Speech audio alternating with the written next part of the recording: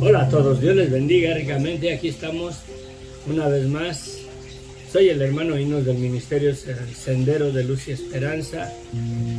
Gracias a Dios por un día más de vida, gracias por acompañarnos, gracias por suscribirse al canal verdaderamente, porque me motivan, son de motivo, son de apoyo moral y espiritual a permitirme permanecer compartiendo, no parar, no cesar, porque verdaderamente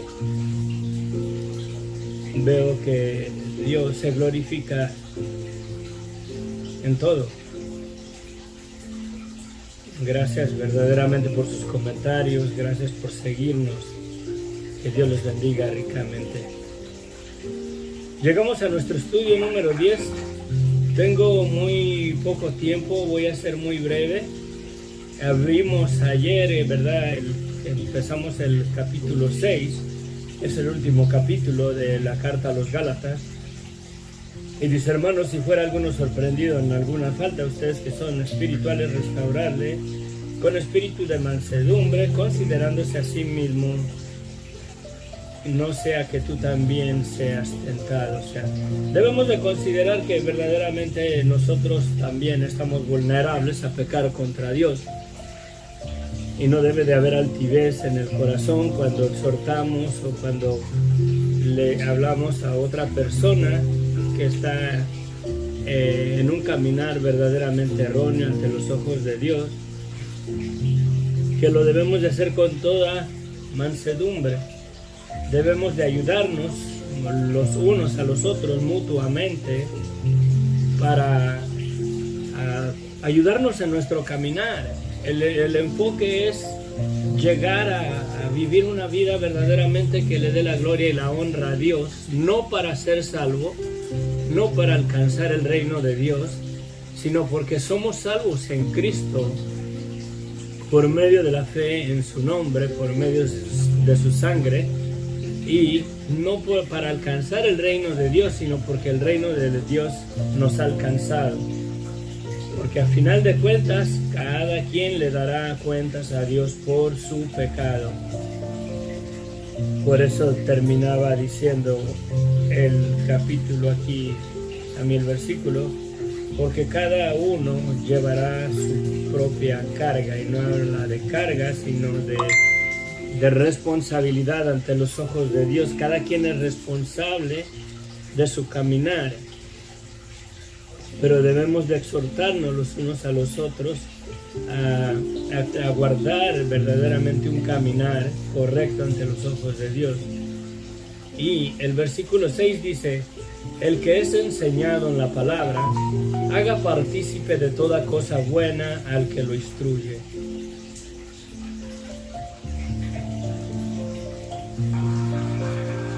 Llegamos a nuestro estudio número 10. Está bien el audio. Mercedes, buenos días, bendiciones, gusto de verla. Love God.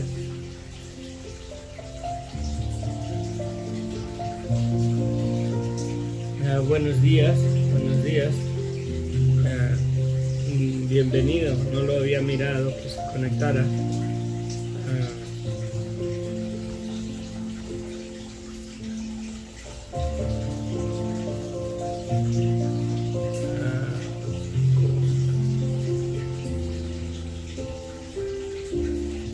No te engueñe. Gracias por acompañarnos. Pero dice que el que es enseñado en la palabra haga partícipe de todas cosas buenas al que lo instruye.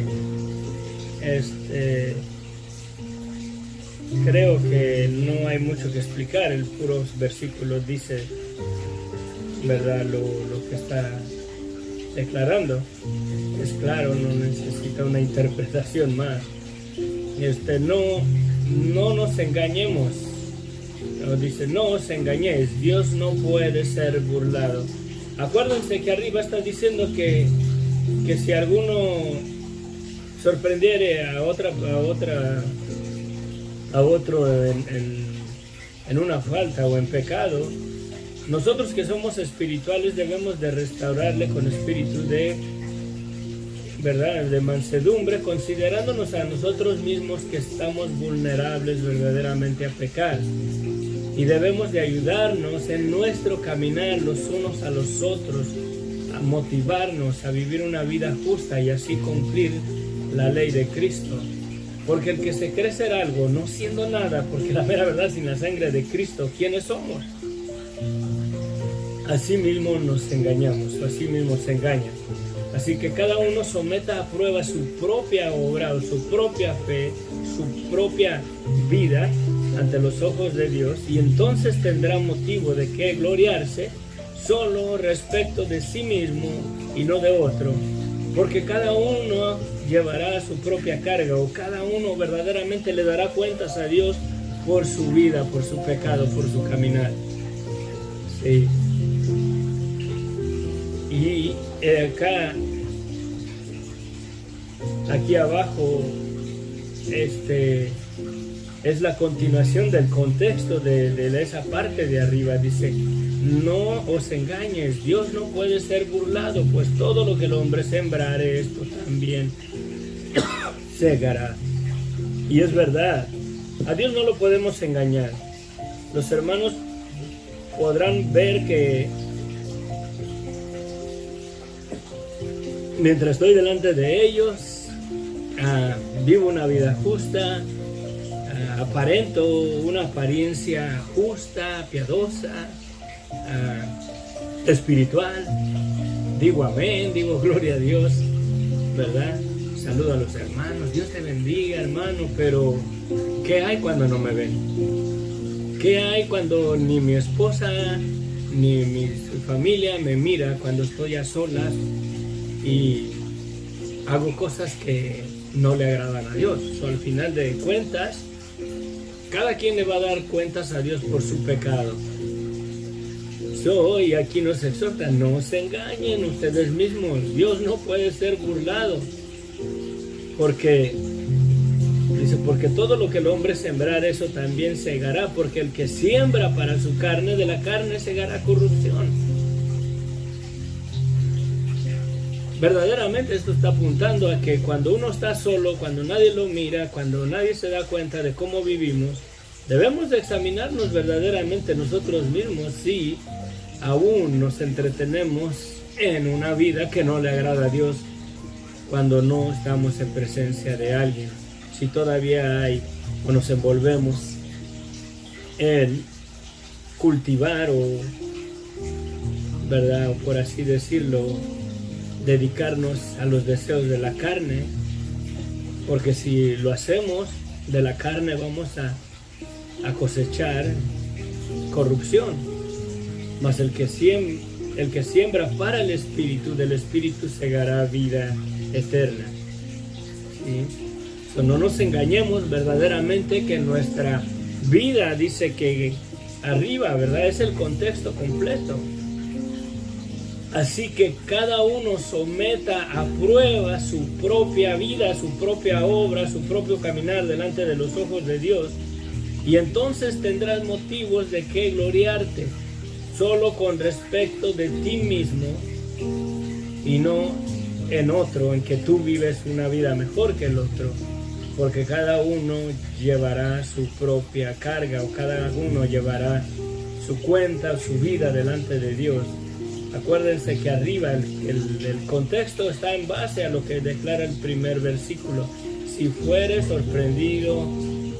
alguno fuere sorprendido en alguna falta, vosotros que sois espirituales, restaurarle con espíritu de mansedumbre, considerándote a ti mismo, no sea que tú también seas tentado, sobrellevar los unos las cargas de los otros y cumplir así la ley de Cristo. Acuérdense que la carta, el propósito es de que estaban metiéndose a doctrinas equivocadas, erradas, que no era solamente necesario creer en Cristo, pero que debían de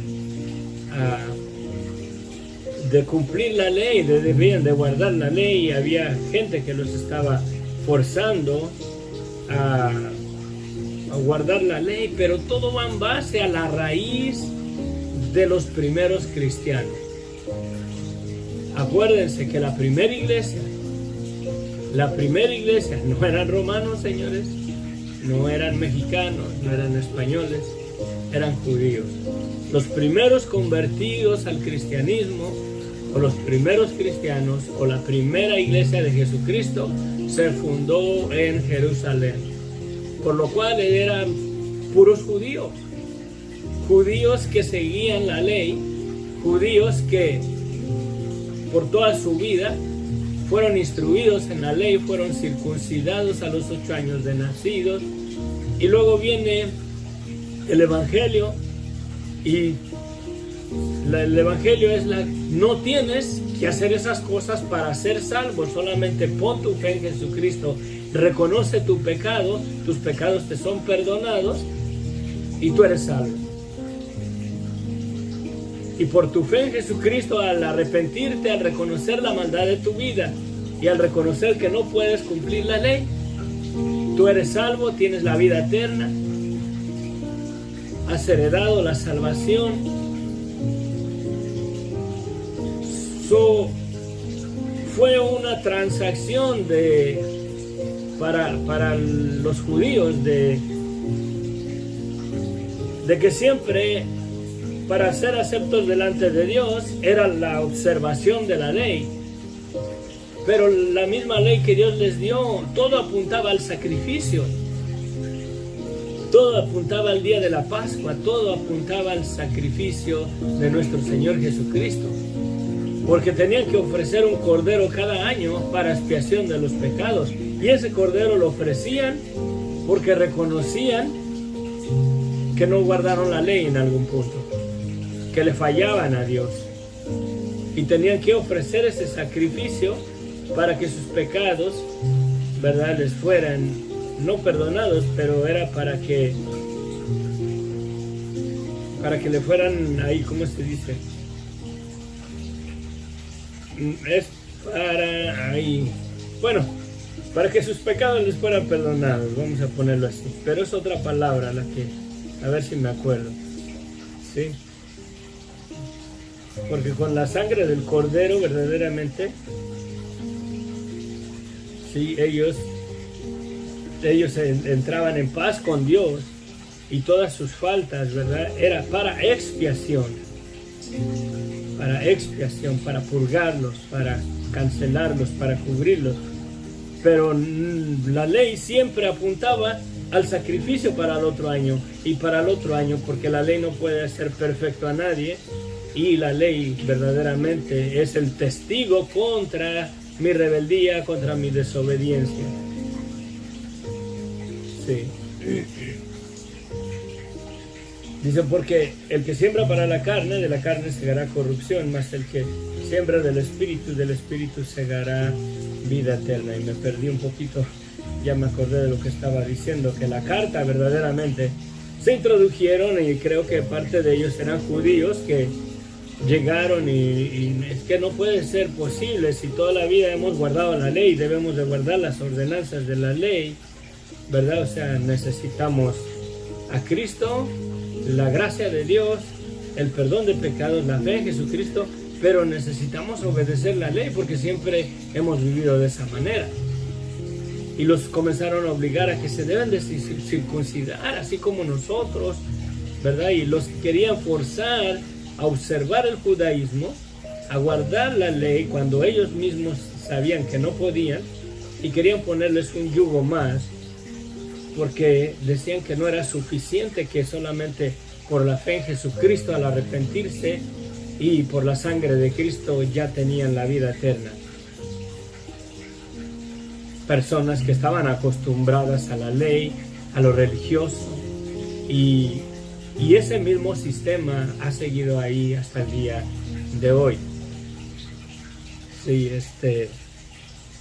por ejemplo, cuando una persona se confiesa delante de un sacerdote católico, yo nunca lo he hecho, el sacerdote le da una penitencia o o un castigo, por así decirlo, le da algo para que haga. Vas a rezar tantas Aves Marías, tantos Padre Nuestros, tantos credos, según el pecado. Es lo que la penitencia o la carga que le va a poner de rezos para que sus pecados le sean perdonados. La mera verdad, ¿ese sacerdote está valorando la sangre de Cristo? Si una persona solamente debe de reconocer verdaderamente su pecado, su maldad y pedirle perdón a Dios, y sus pecados le son perdonados sin hacer nada a cambio. Porque si un ministro me dice que yo debo de hacer algo para recibir el perdón de mis pecados, ese ministro está declarando que la sangre de Cristo no es suficiente para que recibas el perdón de tus pecados, que la muerte de Cristo, la mera verdad, fue en vana. Es blasfemia contra el nombre de Cristo y contra la sangre de Jesucristo. Pero porque estamos ignorantes, en una mente, en una naturaleza empedernida a la religiosidad, nos aferramos y aceptamos eso como que es la verdad, y somos arrastrados por cualquier viento de doctrina. No podemos menospreciar la sangre de Cristo.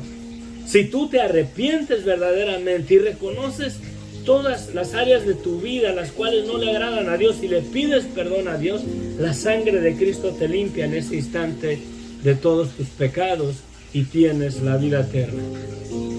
Si tu arrepentimiento es verdadero de corazón, aunque el enemigo Satanás te diga otra cosa, que Dios, ¿cómo te va a perdonar Dios eso?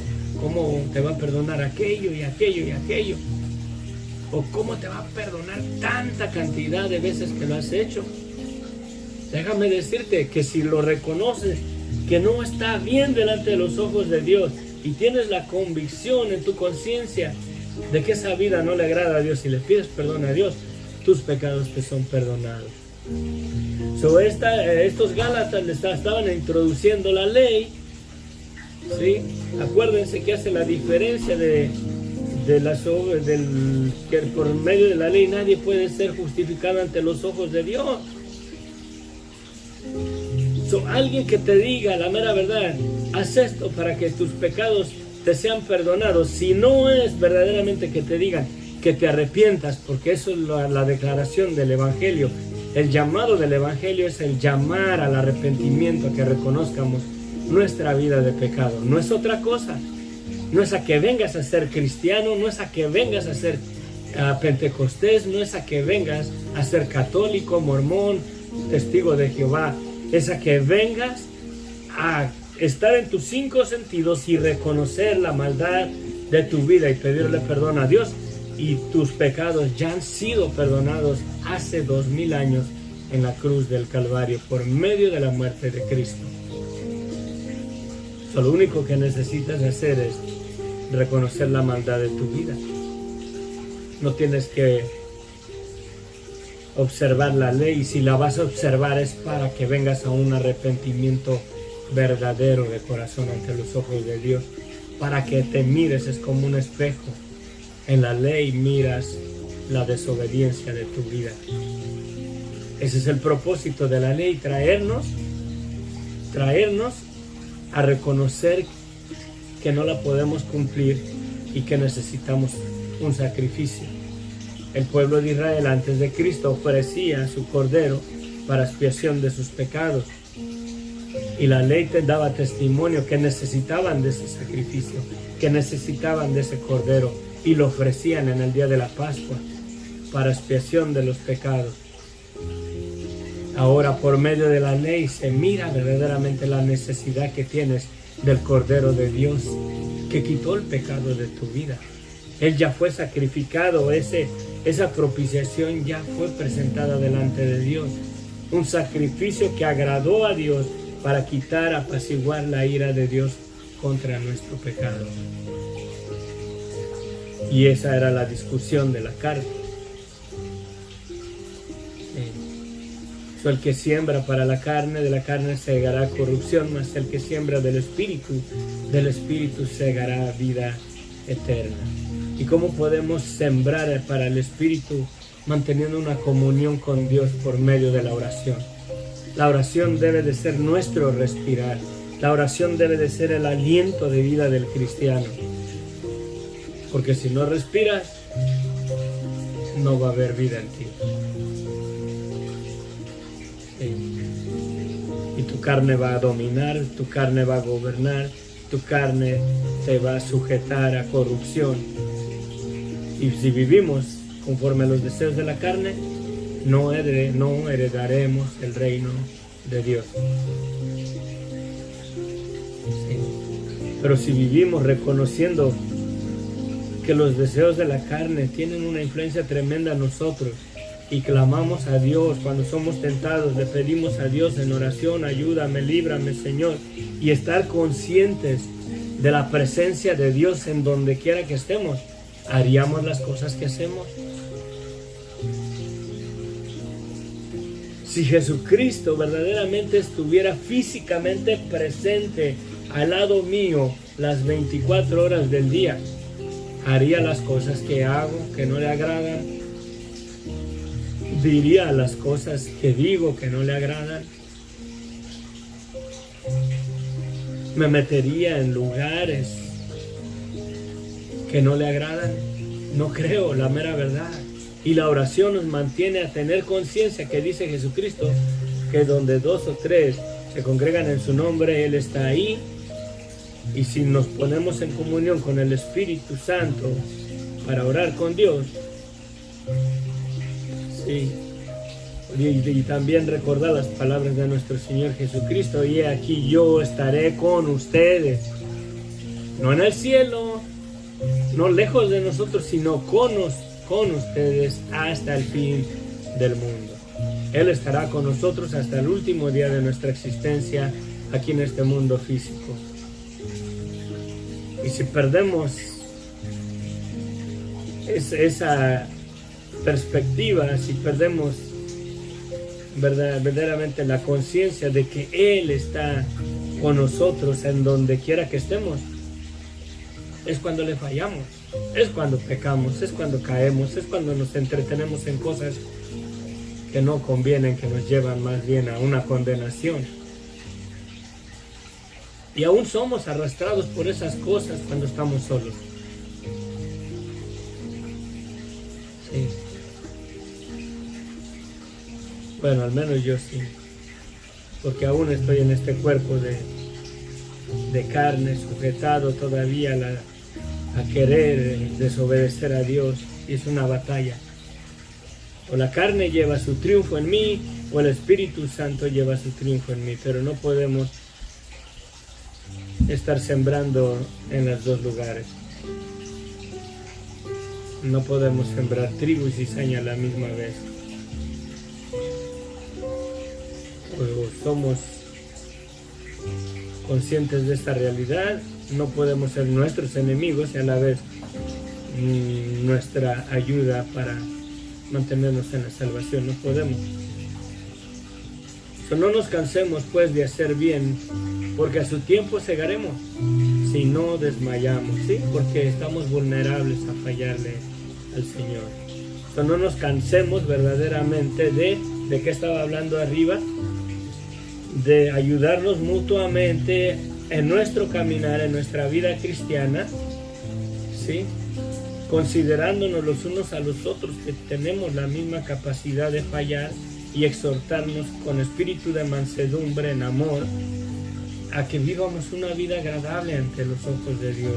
Ese es pecado, eso es maldad, no lo hagas, mi hermano. ¿Por qué vas a menospreciar la sangre de Cristo? Ayudémonos los unos a los otros en amor, no sintiéndonos superiores a ellos, porque uno también está vulnerable a menospreciar el sacrificio de Cristo y su sangre. No nos cansemos pues de hacer el bien, porque a su tiempo segaremos y no desmayamos. Así que, según tengamos oportunidad, hagamos bien a todos y mayormente a los de la fe. ¿Cómo podemos hacer bien a todos a los que no son de la fe, hay que predicarles el Evangelio. Hay que decirles que hay un perdón disponible para sus vidas. Cristo ya pagó, Cristo ya lo puso a la disposición. Deben de reconocer su vida de pecado. ¿Sí? Pero no los condenemos como que nosotros ya no estamos expuestos a una condenación. Nosotros le fallamos a Dios. Sí. No nos cansemos de hacer el bien, y mayormente a los de la familia de la fe. Si estamos siguiendo una doctrina diferente, yo soy culpable de lo que voy a decir. Juzgamos a esas personas que siguen y que tienen doctrinas cerradas, doctrinas diferentes, y los miramos para abajo, como si nosotros ya estuviéramos en el cielo, como si nosotros ya estuviéramos en un cuerpo glorificado, cuando estamos aquí en el mismo terreno, en territorio enemigo. ¿Sí? ¿Qué dice Jesús al Padre cuando está orando? No lo quites, no te ruego que los quites del mundo, sino que los guardes del mal. ¿Sí? Yo ya no estoy en el mundo, pero ellos están en el mundo. No te ruego que los quites del mundo, sino que los guardes del mal. Cuando seamos tentados, porque Satanás, así tengas años ya en el ministerio, así ya tengas años que recibiste a Cristo como tu Señor y Salvador, Satanás anda ahí rugiente como un león, mirando a quién tumbar, a quién derribar, a quién seducir, quiere él sujetarte de vuelta a la esclavitud del pecado, para llevarte juntamente con él a la condenación. De que te vas a levantar de los muertos, te vas a levantar porque creas en Cristo o no creas en Cristo, Cristo ya venció la muerte. La resurrección de los muertos es un hecho, es una realidad, es un amén en Cristo. Y la condenación de la misma bandera, la condenación ya es un hecho, ya es una cosa ciertísima, ya es una realidad, no es un cuento de ciencia ficción o de cuentos de hadas, es la realidad. También la salvación, el cielo, la vida eterna es una realidad. No para aquellos que verdaderamente llegan a la perfección, a vivir en obediencia a los mandamientos de Dios, pero aquellos que llegamos o lleguen a la convicción de la maldad que hay en nuestras vidas y verdaderamente atesorar como cosa preciosa, porque lo es, la sangre de Cristo, su sacrificio, el perdón que nos dio cuando nosotros no lo merecemos, cuando nosotros no cumplimos la ley de Dios. Sí. Voy a dejarlo así. Mañana yo creo que concluimos. Este texto que sigue, les voy a leer este versículo. Se ha malinterpretado. Lo estaba analizando yo anoche y la mera verdad ha sido malinterpretado. Dice Pablo: mirad con cuán grandes letras les escribo de mi propia mano. Dicen, y yo lo dije en el estudio que unos dicen que Pablo tenía mal en los ojos por la declaración que les dice a los Gálatas. Yo sé que si ustedes hubieran podido sacarse los ojos y dármelos a mí, lo hubieran hecho. Y acá dice: mirar con cuán grandes letras les escribo de mi propia mano. Dicen que Pablo no miraba bien y tenía que hacer unas letras grandotas en la carta para que las pudiera mirar él. No creo, está fuera de contexto ese pasaje, porque hay un juego, esas letras. La palabra letra se deriva de la 125 en el diccionario Strong, que es grafo, como la gráfica. que es el verbo primario, es grabar. Escribir, describir, inscribir, dar, carta, decir. La palabra que se usa ahí es la 1121 en el diccionario Strong, que es grama, como gramática, que es escrito, carta, nota, epístola, libro, en plural, aprendizaje, cuenta, escritura, letra. ¿Sí? Creo que va en el sentido plural de aprendizaje, cuenta, escritura. Es posible que ahí lo que Pablo verdaderamente está diciendo es mirar, ¿verdad? No con quizás también grandes letras, está un poquito equivocada yo creo la traducción, pero a mi parecer, de acuerdo a la carta, ¿sí?, está diciendo verdaderamente el propósito y el peso de la carta. Miren verdaderamente, ¿verdad?, la doctrina, miren verdaderamente la enseñanza que de mi propia mano les escribo.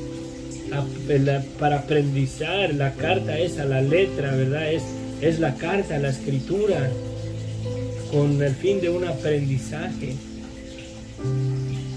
¿Sí? O sea, miren la declaración que les acabo de dar, miren esta carta, la mera verdad, con todas estas riquezas espirituales que les estoy dando a entender, a conocer, para que las aprendan, para que las apliquen. Se las escribo yo de mi propia mano, que lo he vivido, que dice más abajo, que tiene en su cuerpo, ¿sí?, porque yo traigo en mi cuerpo las marcas del Señor Jesucristo, porque yo tengo en mi mismo cuerpo verdaderamente el testimonio de que el Evangelio es una realidad y ha soportado azotes y que lo han apedreado, ha soportado cadenas, prisiones, cárceles, porque el Evangelio es una verdad. Y por así decirlo, miren cuán grande declaración les escribo por mi propia mano. Créanla, recíbanla, apréndanla, aplíquenla a su vida. No se dejen engañar, afírmense en la fe. Creo que es con ese fin la mera verdad lo que Pablo escribe ahí. Bueno, nos vemos. Dios les bendiga ricamente. Padre bendito, gracias, Señor. Gracias, infinitas gracias, Señor, por esta mañana.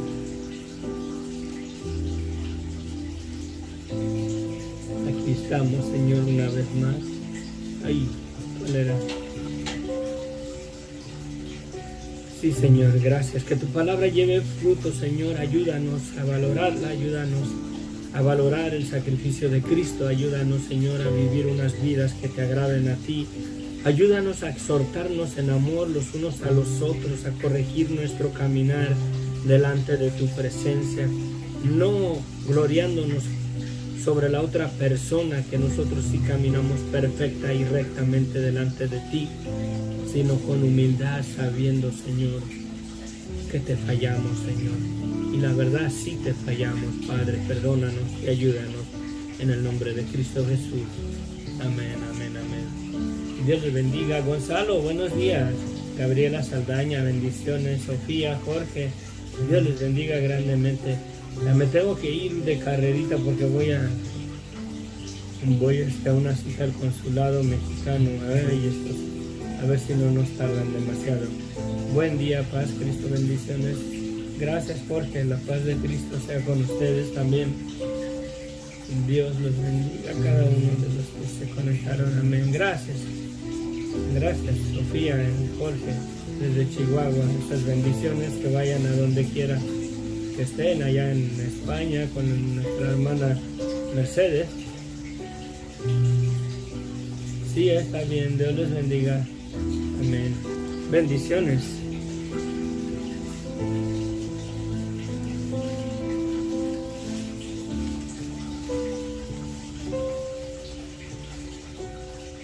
Ay, mayúscula.